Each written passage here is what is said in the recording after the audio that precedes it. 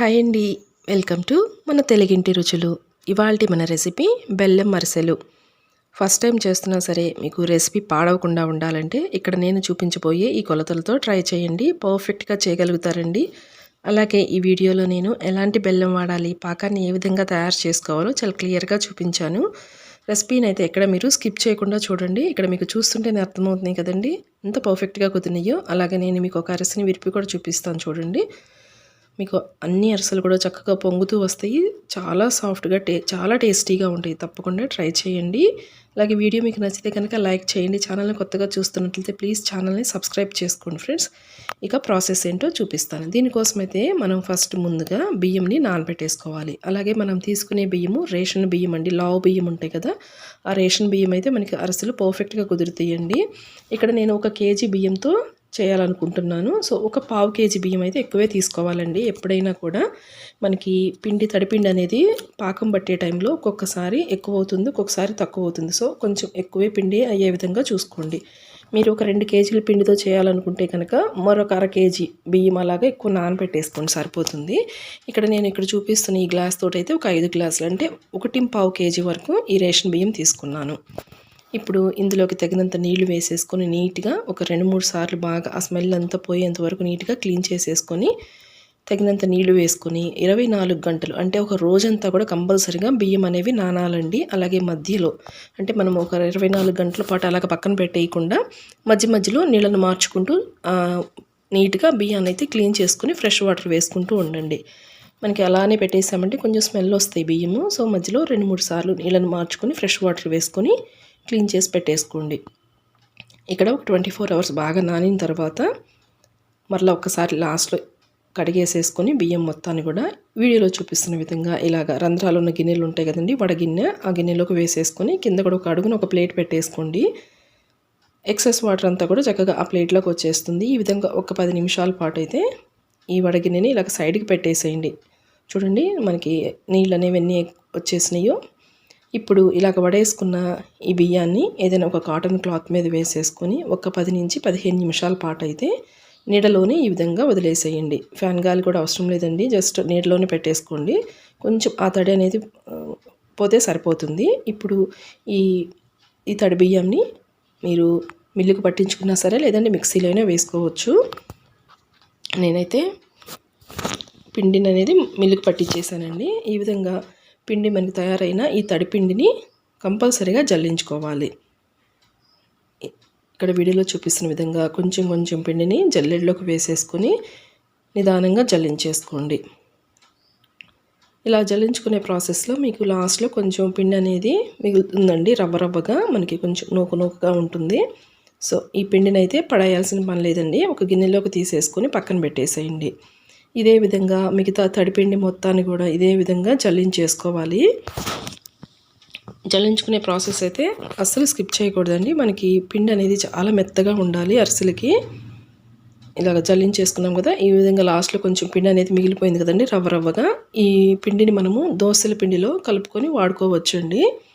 ఇప్పుడు జల్లించుకున్న పిండి మనకి డ్రై అవ్వకుండా ఉండటానికి వీడియోలో చూపిస్తున్న విధంగా ఇలాగ పిండిని ఒత్తి పెట్టేసి ఉంచుకోవాలి. ఇలాగ నొక్కి పెట్టి ఉంచండి. పైన కూడా ఏదైనా ఒక కాటన్ క్లాత్ కానీ లేదంటే ఏదైనా, నేనైతే ఇక్కడ ప్లేట్ని బోర్లించేసాను. పిండి ఆరిపోకూడదండి ఎప్పుడు కూడా. అలాగే మనం పిండి పట్టించుకుంటాం కదా, వెంటనే చేసేసుకోవాలి. పిండి అలాగా ఉంటే కనుక డ్రై అయిపోతుంది, ఇమీడియట్గా పాకం పట్టేసుకోవాలి. ఇప్పుడు ఇక్కడ నేను చూపిస్తున్నాను చూడండి, ఈ దిమ్మె బెల్లాన్ని అయితే మనకి పాకానికి బాగుంటుందండి అరిసెలకి. మనం తీసుకున్న కేజీ బియ్యంకి 1/4 కేజీ అంటే 750 గ్రామ్స్ వరకు బెల్లం పడుతుంది. బెల్లాన్ని ఈ విధంగా వీడియోలో చూపిస్తున్న విధంగా చిన్న ముక్కలుగా కట్ చేసేసుకొని 1 టీ గ్లాస్ నీళ్ళు వేసుకోండి. అలాగే మనం తీసుకుని ఆ గిన్నె ఉంది కదండి, పాకం పట్టే గిన్నె కూడా కొంచెం మందంగా ఉండే విధంగా చూసుకోండి. ఇలాగా బెల్లం మొత్తం కరిగిన తర్వాత ఒక్కసారి స్టవ్ ఆఫ్ చేసేసి ఈ బెల్లం నీళ్ళని వడగట్టుకోండి. ఇలాగా ఫిల్టర్ చేసుకుంటే చక్కగా మనకి ఆ బెల్లంలో ఉన్న డస్ట్, ఐసుక అనేది ఫిల్టర్ అయిపోతుందండి. అలాగే ఈ పాకం పెట్టుకోవడానికి వాడుకున్నాం కదా, ఈ గిన్నెను కూడా ఒక్కసారి నీళ్ళతోటి బాగా క్లీన్ చేసేసుకోండి. నెక్స్ట్ ఫిల్టర్ చేసుకున్న ఆ బెల్లం పాకాన్ని మరలా గిన్నెలోకి వేసుకొని లో టు మీడియం ఫ్లేమ్లో బెల్లం మనకి పాకం వచ్చే విధంగా ఉడికించుకోవాలండి. ఈ పాకం వచ్చేలోపు పక్కన మరొక స్టవ్ మీద ఒక 2 స్పూన్ల వరకు నెయ్యి వేసుకొని చిన్న ప్యాన్లోకి అందులోకి ఒక 4 స్పూన్ల వరకు అయితే నువ్వులు వేసుకోండి. జస్ట్ మనకి నువ్వులు ఈ విధంగా కలర్ వస్తే సరిపోతుందండి. స్టవ్ ఆఫ్ చేసి వీటిని పక్కన పెట్టేసేయండి. ఇలాగ బెల్లం మనకి పాకానికి రెడీ అవుతూ ఉంటుందండి. నేను ఒక్కసారి పాకాన్ని ఏ విధంగా చెక్ చేసుకోవాలో చూపిస్తున్నాను చూడండి. మధ్య మధ్యలో ఈ విధంగా పాకాన్ని చెక్ చేసుకుంటూ ఉండాలండి. కొంచెం నీళ్ళల్లో ఈ విధంగా బెల్లం పాకాన్ని వేసుకుంటే మనకి ఒక ముద్దలాగా రావాలండి. ఇక్కడ చూడండి మనకి సాగుతుంది, పట్టుకోవడానికి రావట్లేదు. ఈ విధంగా కొంచెం కరిగిపోయినట్లుగా సాగుతూ ఉంది కదా. సో ఇదైతే కరెక్ట్ పాకం కాదండి. మరి కొంచెం సేపు ఉడికించుకోవాలి. మీరు ఫస్ట్ టైం చేసే వాళ్ళైతే మధ్య మధ్యలో చూసుకుంటూ ఉండండి. ఇప్పుడు మరొకసారి చూపిస్తాను చూడండి. ఒక 10 నిమిషాలు ఉడికిన తర్వాత పాకం చూడండి మనకి ఒక ముద్దలాగా వస్తుంది. అలాగే పట్టుకుంటే మనకి మెత్తగా సాఫ్ట్గా జల్లీ జల్లీగా ఉంటుంది చూడండి. వేళ్ళకు కూడా అస్సలు అతుక్కోదు. సో ఈ పాకం అయితే మనకి అరిసెలకి కరెక్ట్గా ఉంటుందండి. చూడండి జల్లీ జల్లీగా మెత్తగా ఉంది కదా చూడటానికి.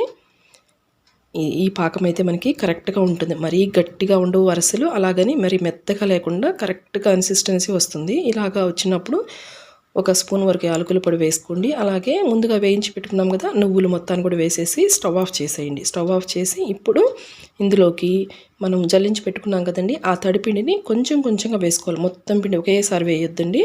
ఒక 4-5 గరిటెలు వేసుకొని ఒక్కసారి గరిటెతోటి బాగా పిండి బాగా కలిసే విధంగా ఈ విధంగా కలుపుకోవాలి.